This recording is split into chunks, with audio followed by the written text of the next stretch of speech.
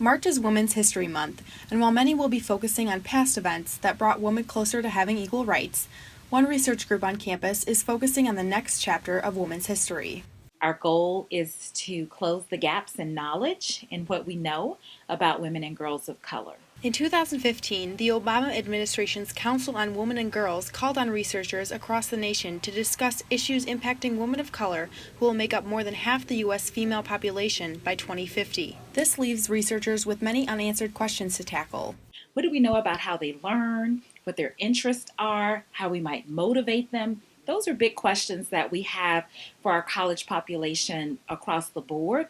But if our college population is shifting in those very particular ways, we need to have better information to address their concerns, their issues, their interests. Ohio State is just one of over 50 universities and research institutions in the U.S. that have collectively pledged $75 million towards research on women of color as part of the collaborative to advance equity through research. Each institution has developed its own approach to addressing the gaps in research. So some universities have instituted postdoctoral research opportunities. Others have started book series. Some have sponsored conferences. Although the collaborative is not dependent on funds from the White House, Dr. Smooth is hopeful that the new administration will maintain interest in its research. We certainly hope that President Trump will continue to be interested in the needs and the concerns of women and girls across the country. We've not heard much from the administration so far, so we have to wait and see.